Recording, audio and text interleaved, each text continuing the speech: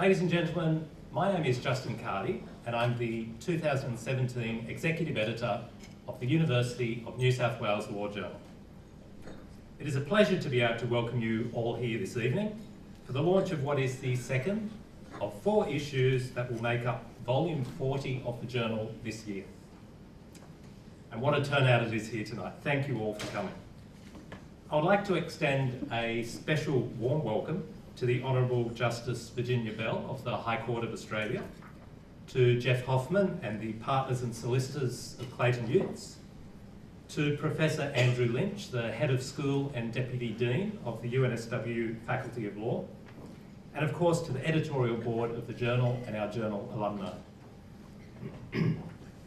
Everyone who has had the great opportunity of working on the journal is understandably proud of its reputation as one of Australia's leading academic law reviews. It is a reputation that has been built on the work of successive editorial boards, the contribution of talented authors, and the critical support of many people. So before we begin, I'd like to take a moment to thank some of those people now. On behalf of the journal, I say thank you to our host for this evening, Clayton Utz. Clayton Utz has a bit of history with the UNSW Law Journal, being one of our very original subscribers, starting right back with Volume 1, Issue 1 in 1975. The firm also supported the journal through some of its formative years during the 1980s. So we are really thrilled to be back here tonight in this beautiful venue to launch tonight's issue, and I thank Jeff Hoffman and Zoe Wickham as well as her team for their support and generous assistance in organising the event. I would also like to acknowledge and thank the journal's premier sponsors Allens, Herbert Smith Freehills and King & Wood Mallisons for their continuing and critical support over a great many years. The UNSW Law Journal is run entirely by a voluntary student board, and we are therefore grateful for the support and the encouragement of the Dean of UNSW Law, Professor George Williams, and for the advice and counsel of our faculty advisors, Professor Lyria Bennett-Moses and Professor Rosalind Dixon. An extra special thank you goes, of course, to the journal's editorial board. The journal is privileged to have such a dedicated and talented team of students volunteering their time, including many late nights, some long weekends, to edit the articles that appear in tonight's issue. They have read all the words, checked each footnote, confirmed every quote, chased down some obscure sources at libraries across the city, and I'm sure loved every minute, or almost every minute, of the challenge that it presented. The care and the diligence that each member applied to the task is a real testament to their skills. Finally, I want to congratulate the editor of the issue we're launching tonight, Zoe Grouse. As the editor of this issue, over the last 12 months, Zoe formulated her thematic, solicited submissions, coordinated peer review, managed the editing process, and wrote what I'm safe to say is more than a few emails. And by a few, I mean a few hundred. The work and the effort that goes into realising this printed journal that you now have before you is no small task, even with the great support of the journal's editorial board. So congratulations, Zoe. Congratulations on launching this outstanding issue. It's really a special achievement, and it's been great to see the dedication that you've brought to the role, and an honour to work with you over the past year. On behalf of the executive, let me say we will miss your good humour in the office, but we do hope that you will continue to produce those outstanding journal memes featuring your adorable dog, Poppy. Finally, I would like to introduce Jeff Hoffman to speak on behalf of Clayton Utz. Jeff is the partner in charge of the Sydney office of Clayton Utz and has over 14 years' experience advising clients on corporate and commercial matters, with a particular focus on transactions in the telecommunication, media and technology sectors. So thank you again, Jeff. We're delighted to be here at Clayton Utz tonight, and we're grateful for your time in speaking to us. Thank you, Jeff. Thank you.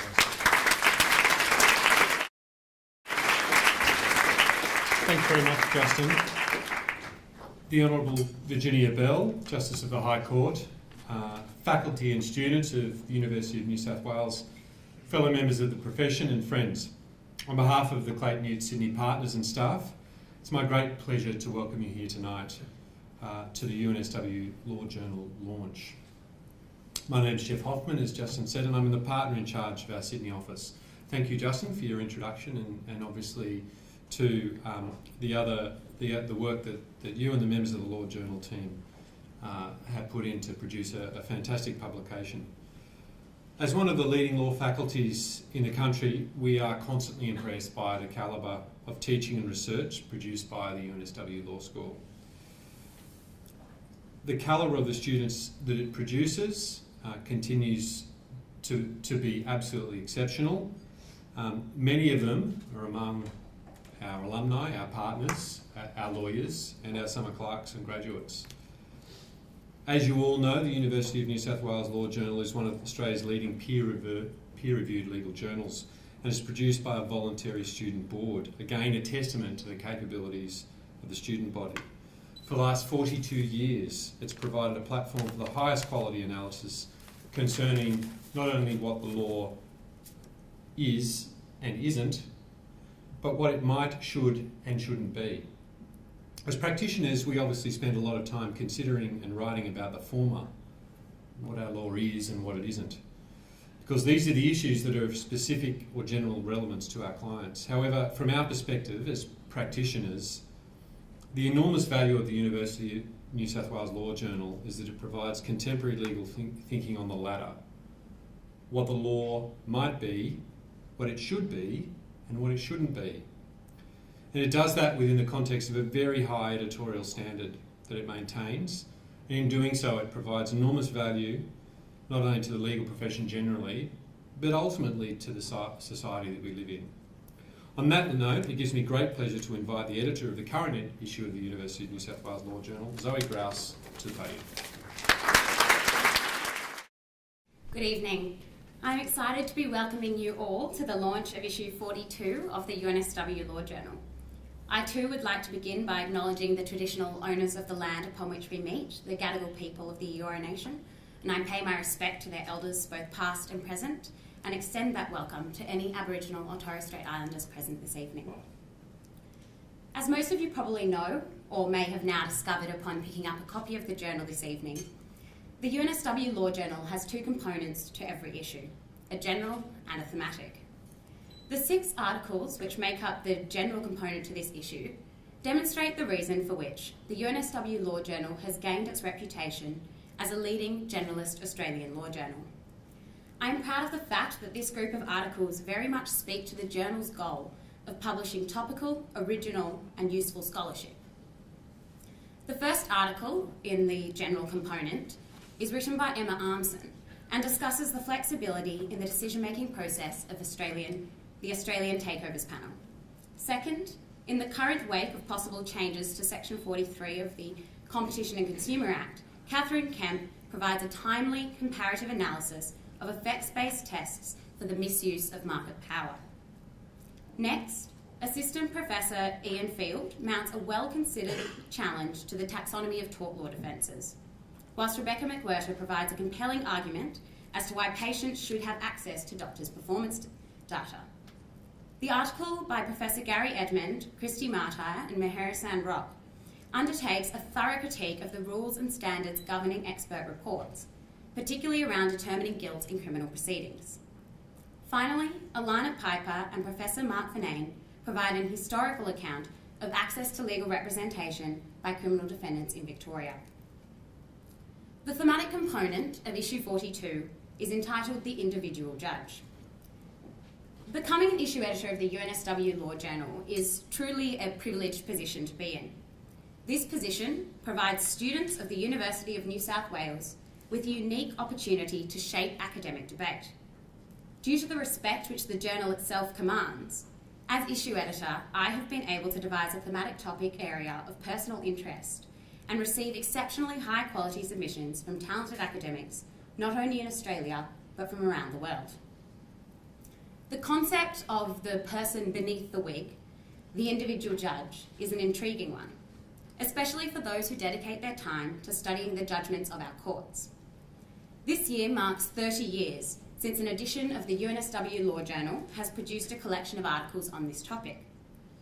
In 1987, we published an issue entitled The Judiciary. Notably, in the foreword to that issue, the Honourable Sir Anthony Mason described the judiciary as a fashionable topic. So, judging by the number of submissions to this issue and the turnout tonight, I'm pleased to say that 30 years later we are successfully reviving 80s fashion. In contemporary society, an independent judiciary is seen as the hallmark of a successful democracy and the operation of the rule of law. This has always taken particular precedence in the Australian context and does make the resultant literature, when compared to that produced in countries such as America, appear quite lacking. As the Honourable Robert French mentions in his foreword to this issue, Australia does not have a well-developed literature on the human dimension of individual judges as people who occupy a rather unique societal function. Traditionally, the role and importance of judges in Australia has been considered and written about within a framework of discussing the judiciary as an institution or a third arm of government. Inevitably and regrettably, it remains mostly prominent when a scandal breaks out about judicial misconduct or misgivings over particular appointments, or perhaps more happily, when small, humorous and sometimes unusually personal insights are provided in judges' swearing-in speeches. Other than on these occasions, however, the individual judge seems to have, on the whole, managed to remain somewhat obscured within the functions of the larger judicial body. In fact, in the 1987 issue of this journal, a personal piece written by Justice Thomas, a circuit court judge at the time, pleaded that we spare a thought for the little digger, or whoever is inside the robes, who is waiting to remove them, who has problems of his own, and who, when he sheds his regalia, will not even stand out in the empty streets of the circuit town. This thematic was certainly not a quest to reveal the deepest and darkest secrets of the highly respected judicial officers of Australia, but rather my aim 1 year ago was to devise a very broad call for submissions, inviting authors to consider thoughts and ideas through a lens of individuality. So it is now with great excitement that we may at last hold a physical copy of issue 42 in our hands and note the addition of 8 diverse articles to this growing body of literature. These articles all consider the individual judge in different ways. Some provide detailed and somewhat personal accounts of specific judges, whether through detailed analyses of judgments or anecdotal evidence from associates and court staff. Others do not so much endeavour to consider the personalised account, but rather examine the role and potential of judges as individuals in relation to issues such as court process and the administration of justice. All of the articles explore different conceptual and normative questions raised by this thematic. The number of articles submitted to this thematic, as well as the impressive turnout tonight, gives me great optimism for the wealth of knowledge and interest that exists in this area. And it is my hope that this group of articles can go towards igniting a conversation in Australia about the individual judge. Now, of course, this issue is the result of a hard work of a lot of many different people whom I must now take a few minutes to thank.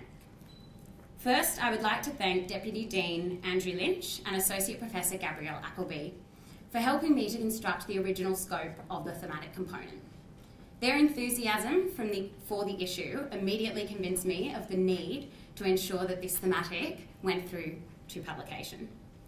I would also like to reiterate the thanks Justin has mentioned to our Dean, George Williams, for his ongoing support of the journal, and to our faculty advisors, Professor Rosalind Dixon and Associate Professor Lyria Bennett-Moses, for imparting their wisdom upon the Executive Committee on a regular basis, and also for providing very useful advice on issues which in most cases arise without any notice, but which require immediate attention.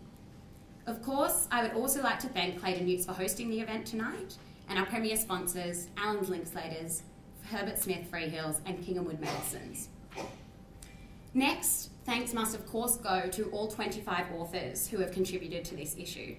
some of whom I'm delighted to see have made it here tonight, to those who responded to the call for submissions for the thematic and brought that into fruition, I'm extremely grateful.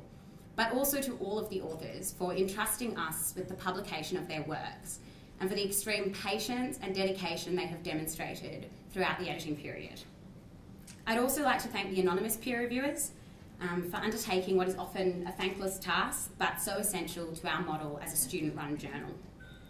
I would of course like to thank Mr. Robert French, the former Chief Justice of the High Court of Australia, for taking the time to read all of the articles in this thematic and contribute a fitting forward to the issue. I would of course like to express my deepest gratitude to the members of the editorial board. The members of the editorial board have remained ever vigilant and so passionate about the Australian Guide to Legal Citation, and very happily your enthusiasm has been incredibly contagious. Editing really is a curious task. I'm somewhat convinced that people sign up to the job of editing due to an incessant need for constant self-validation. Inevitably, in each footnote, you get to pat yourself on the back multiple times for putting a bracket back in its correct place. And I'm not sure there's anything quite as satisfying as discovering an errant italicised comma or quotation mark and putting it right. Now, a special mention also must go to those editors who stepped up throughout the editing process of my issue to take on extra editing work when required, due to the number of articles published in this issue. And also to those who spent many more hours than anticipated on the final stages of some edits to ensure that the articles were in the best possible shape they could be. It is this kind of dedication which makes standing at the helm of an issue like this such a pleasure, and also what makes the entire process even possible at all. Next, I would of course like to express my thanks to my colleagues on the executive, both past and present.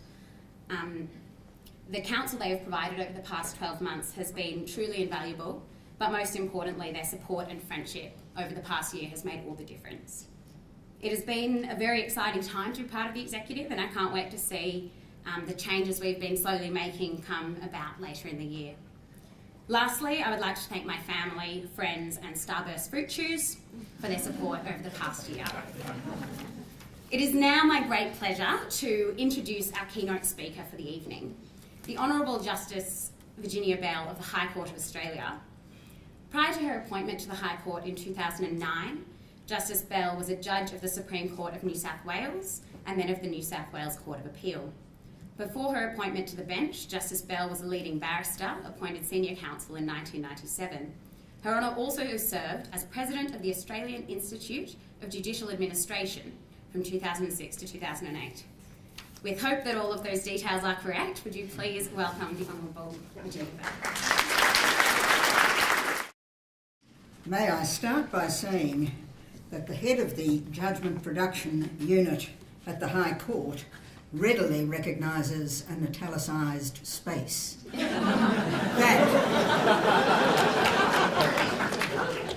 That is art. Well, may I say that it is true, as Justin Cardy pointed out at the beginning of this evening's proceedings, that the development of the law is very much fostered by the scholarly peer-reviewed law journals, and undoubtedly the UNSW Law Journal has an honoured place among them. So I'm delighted to be invited to launch issue 42. It has as its focus, as Zoe has explained to you, the individual judge. As I read it, that focus is essentially a tender one. To mention just a few of the articles, Thornton and Roberts write about invisibilities in the private lives of women judges. Joseph writes about the dearth of biographies of Australian judges. And Partovi, Smythe, Zuckerman and Valenti write about joint judgments and the individual judge's loss of identity. At the risk of sounding churlish against this backdrop of concern, can I suggest that we need not become too preoccupied with the id of the individual judge, Partovi and his colleagues have endeavoured to identify the principal author of 140 joint judgments delivered by the Mason Court by the use of a form of linguistic profiling. They quote a line from Justice Kiefel in an article in which Her Honour referred, in the context of jointly authored judgments, to the individual's loss of identity. The burden of Her Honour's analysis was the desirability of a final appellate court speaking with fewer rather than more voices, and loss of identity be damned. Needless to say, there is no reason to think that there will be a departure from the collegial decision-making that has characterised the French High Court under the stewardship of Chief Justice Kiefel. The same trend, of course, is evident in the judgments of the Supreme Court of the United Kingdom under the presidency of Lord Neuberger. Issue 42 contains a very interesting survey of Lord Sumption's judicial work. In this connection, I simply note Lord Sumption's pointed observation that a judge may dissent or concur for different reasons, and this can be personally satisfying, but it's not much of a service to the public. The public service that is done by the delivery of joint reasons is the clear and certain statement of the law. Professional advisors can advise their clients with some confidence as to what the law is, and judges can decide cases with some confidence about the law that they are to apply. If the price of certainty and clarity is the loss of the individual judge's voice, I suspect very few outside the Academy would count that a bad thing. The results of the Partovi and his colleagues' study are introduced with Andrew Lowe's statement that obscuring authorship removes the sense of judicial accountability, making it harder for experts and the public alike to understand how important issues were resolved and the reasoning that led to these decisions. Now, with respect, this strikes me as peculiar obduracy on the part of the Academy. The names of the judges who subscribed to the judgment are recorded above it. Each judge accepts responsibility for all that appears under his or her name. To trespass, if I may, on the ghastly language of management, the process is remarkably transparent and accountable. And as for the understanding how the important issues were resolved, may I suggest reading the reasoned judgment?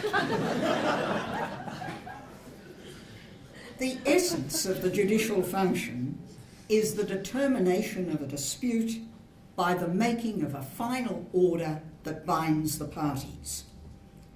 The reasons, in no small measure, are designed to explain fully to the losing party why it lost. A set of reasons, you may well appreciate, goes through several drafts before it's settled. The idea that successive drafts or memoranda passing between the judges who subscribed to the final set of reasons should be made publicly available might be thought to be somewhat antithetical to the function of finally quelling the controversy. Partovi and his colleagues acknowledge Sir Anthony Mason's view that judges have an institutional responsibility with respect to judgment writing that outweighs individual self-expression. Nonetheless, they go on to say that it's naive to consider that judges have higher standards of collective responsibility than the broader community, or to think that the motivations of judges differ from those of the community generally. I've got no difficulty with either of those propositions. Nonetheless, to my mind, their acceptance goes nowhere to explaining why we should encourage judges to be other than collegial in their decision-making. To turn to another of the articles, Joseph identifies a number of reasons for the relative paucity of biographies of Australian judges. The most convincing of her reasons, I think, to put it in other words, is that Australians are uninterested in the lives of judges. That, I suggest, reflects very well on the judiciary and on our constitutional arrangements. When Partovi and his colleagues assert that, and I quote, "Many Australians would certainly sympathise with the underlying idea that there ought to be some visibility over who authors the decisions of the High Court, may I caution to be careful what you wish for." In the recent United States presidential election, a significant percentage of voters identified the determinative consideration in their electoral choice as to whether Mrs. Clinton or Mr. Trump would have the power to appoint the next Associate Justice to the Supreme Court of the United States. In one of the presidential debates, each candidate was asked about the qualities that she or he would wish to see in a Justice of the Supreme Court. Mrs. Clinton said she would look for a justice who would uphold Roe and Wade and who would overrule Citizens United. And Mr. Trump made clear that his preference was for a judge who would be pro-life and pro the Second Amendment. The perception that some of the controversies that come before the United States Supreme Court are decided along political lines is one no doubt the Supreme Court regrets, but it would seem to be a perception that is widely held and one which extends to the federal judiciary generally. Last Thursday, the New York Times reported the decision of the Fourth Circuit Court of Appeals in what I will simply refer to as the revised travel ban case. By majority, the court upheld the primary judge's ruling that the ban contravened the First Amendment's preclusion on the establishment of any religion. In its report, the New York Times, a respected newspaper of record, stated it this way: "The appeals court vote was 10-3 and divided along ideological lines with the 3 Republican appointees in dissent." The justices of the Supreme Court of the United States are subject to a form of celebrity that would be disquieting to an Australian judge. For $24, you can buy a Ruth Bader Ginsburg coffee mug. It features a rather grim portrait of Her Honour under the words, "I dissent."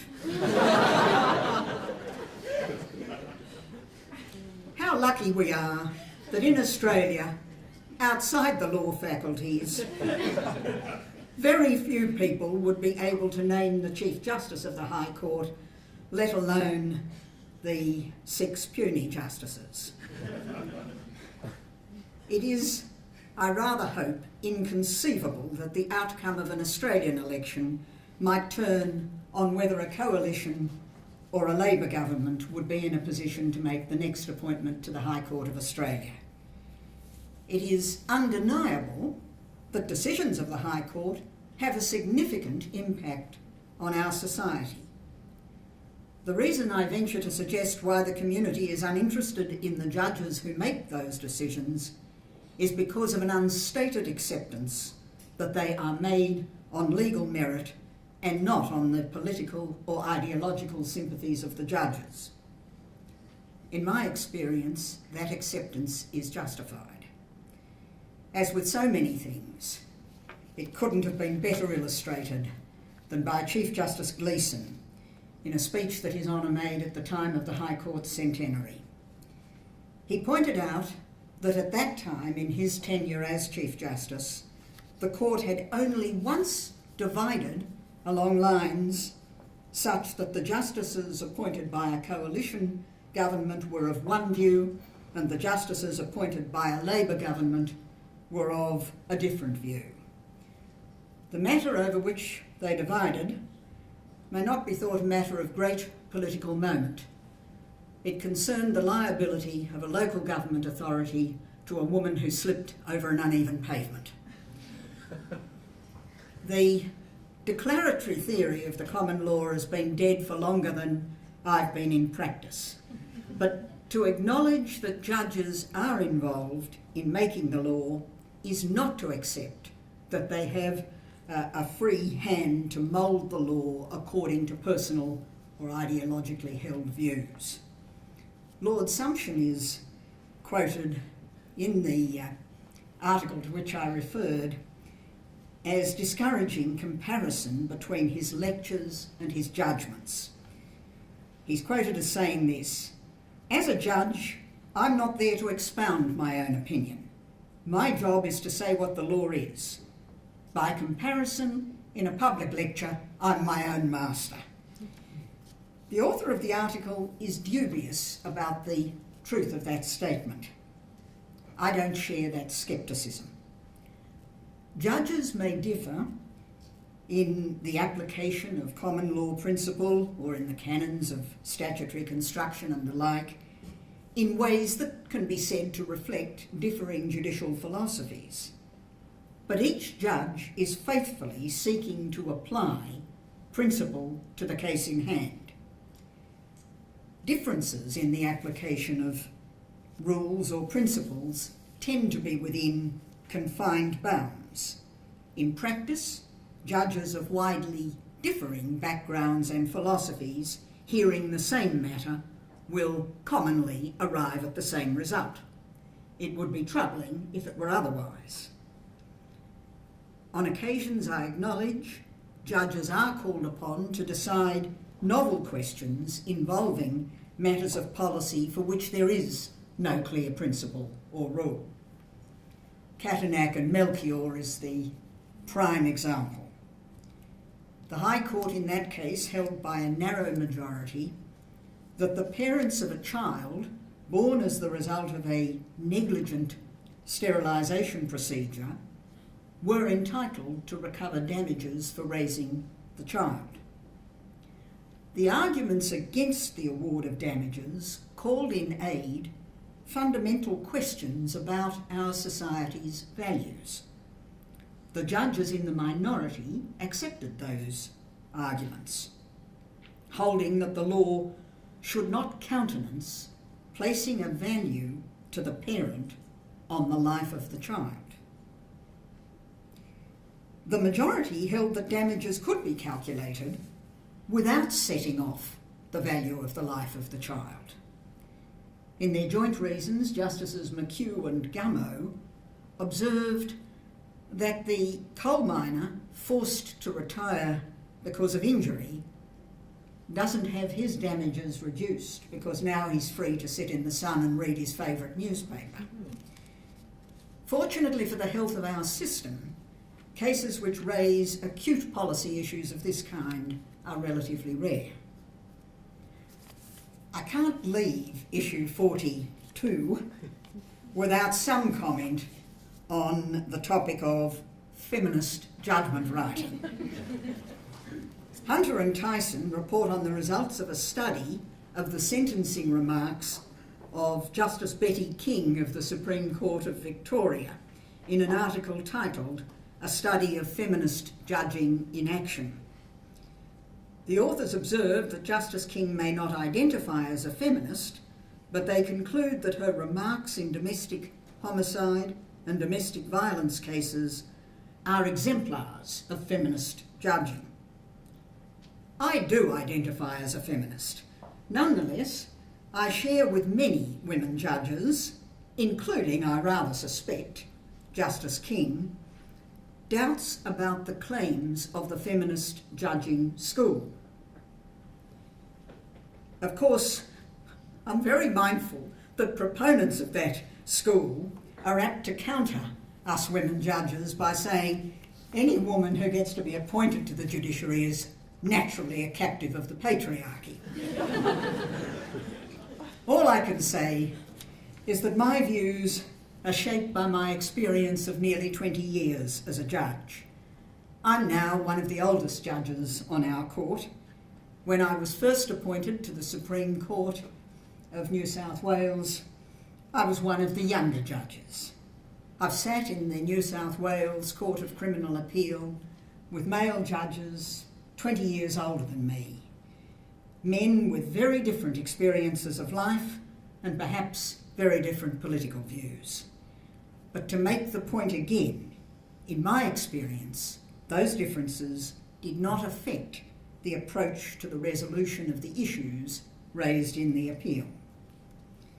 Justice King is praised for taking domestic violence seriously, for her compassion and openness to experiences removed from her own when dealing with issues involving Aboriginal women. The quoted passages from Her Honour's reasons for sentence display compassion and sensitivity. The tenor of the article is apt to assume that male judges are less likely to display the same qualities. At the risk again of being dismissed as a captive of the dominant paradigm, I would question that assumption.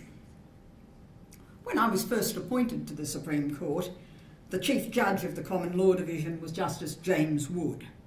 By way of example, I call to mind that Justice Wood discharged a female defendant who had fatally shot her husband after a long course of cruel abuse on a bond. This was an unusually lenient disposition. With compassion that was economically expressed, Justice Wood said, "She has suffered enough." And it was Justice Wood who authored the Fernando Guidelines, which have since been embraced by the High Court. Their application requires sentencing courts to acknowledge in an appropriate case the endemic presence of alcohol in some Aboriginal communities, and in Justice Wood's words, the grave social difficulties faced by those communities where poor self-image, absence of education and work opportunity, and other demoralising factors have placed heavy stresses on them, reinforcing their resort to alcohol and compounding its worst effects. Sentencing courts today are more sensitive to the needs of victims of crime, and they have a better appreciation of domestic violence than I recall from my first days in practice.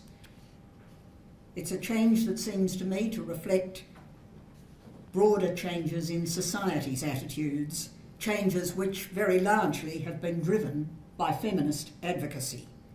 My point is that the impact of these changes is evident in the way judges go about their work, regardless of their gender, when they sentence offenders and when they consider the treatment of the victims of crime. My caution about the concept of feminist judging tends to be reinforced by some of the analyses of Monis and the Queen. Man Haron Monis was charged with a number of offences arising out of his admitted conduct in sending letters to the parents and relatives of soldiers killed in Afghanistan on active duty. The letters were critical of the involvement of the Australian military in that conflict, and they referred to the role of the deceased soldiers in derogatory and insulting terms. Section 471.12 of the Commonwealth's Criminal Code makes it an offence for a person to use a postal service in a way that reasonable persons would regard as being, in all the circumstances, offensive. Monis challenged the validity of the provision arguing that to proscribe the use of a postal service to communicate objectively offensive material impermissibly burdened the implied freedom of communication on governmental and political matters for which the Australian Constitution provides. As Monis's challenge concerned the scope of an implied constitutional guarantee, all 7 justices would usually have sat to hear it. In the event, one of our number was about to retire, so the court was constituted by 6 justices. Regrettably, we were evenly divided on the subject. As it happens, the 3 male justices held that section 471.12 does impermissibly burden the implied freedom, and the 3 female justices determined that the burden was not undue, and for that reason the enactment of the offence was within the legislative power of the Commonwealth Parliament. Suffice it to say that the arguments on each side of that question were finally balanced. The scope of the implied freedom is a topic of considerable academic interest. In this case, interest in the decision had the added piquancy of a High Court evenly divided on gender lines. This prompted a deal of academic comment, including the publication of a book under the editorship of Professor Dixon, who is with us tonight.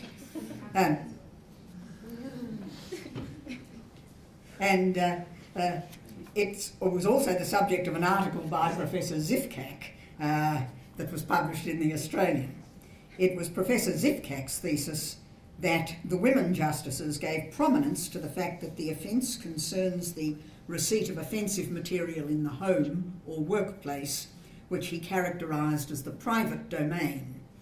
He referred to psychological studies which were said to provide persuasive evidence that male and female conceptions of justice vary. Men, Professor Zifkak said, tend to define justice in formal and contractual terms.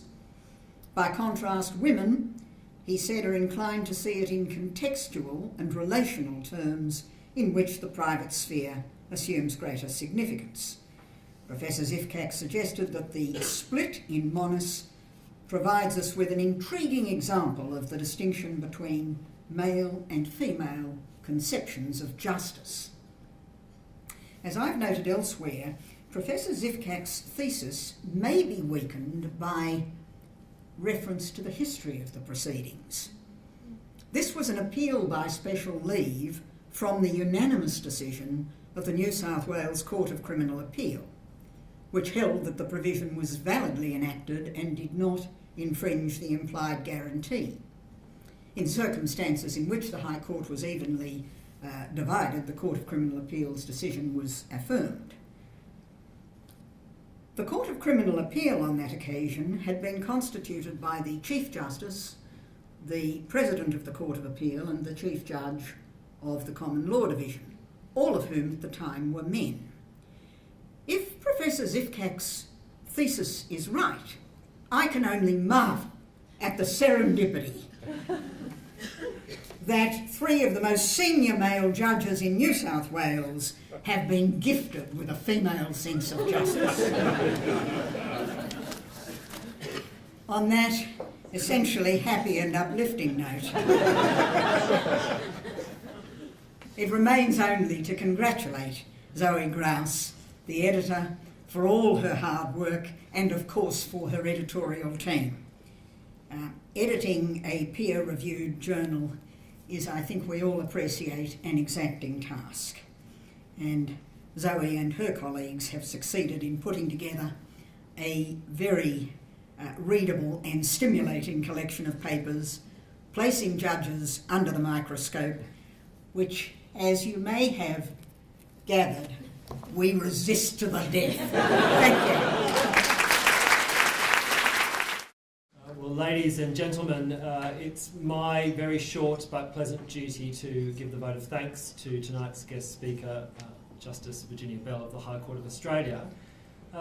Zoe began the evening by holding up the journal and saying, I hope really this is the beginning of a conversation, and I think we should be very grateful that our guest speaker rose to that invitation, ensured the journal's contents couldn't escape our attention as being very, very worth spending time, energy and debate over. The topic of the individual judge is one, as Zoe said, that she came to Gabrielle Appleby and I with, and we saw its potential immediately, and we really gave her very little encouragement that, as was needed, other than to say, go for it. And she's done so in a spectacular fashion. The journal really is a great mix of fascinating topics. And in her remarks tonight, Justice Bell touched upon many of those. It was, as someone who has read the articles in the journal, I was really impressed at the way in which we could nimbly move from one to the other. I'm going to only refer to one of the topics that Her Honour referred to, and that is the rise towards joint judgment writing. And it was really fascinating to hear the remarks tonight, because this has been a topic which the Australian judiciary has enjoyed engaging with for much as we might think of judicial reticence as the defining feature of the way in which the judiciary explains itself to academics, the profession and the public. With the publication in 2013 of a speech from Justice Dyson Hayden, now retired from the High Court, where he talked about the virtues of individual judgment writing, there has been a steady stream of comment and responses from the Justices of the High Court, notably the current Chief Justice, Justice Kiefel, in her piece, which was also titled The Individual Judge in the Australian Law Journal, but also Justices Gageler and Keane. So it's wonderful tonight, and we've really been treated to something very special from Justice Bell, to have her views on the topic, which were, I think we can say, forthright, entertaining and unquestionably important. So I'd like to thank Justice Bell for the way in which she has really engaged with the themes of this issue and given us so much to think about tonight.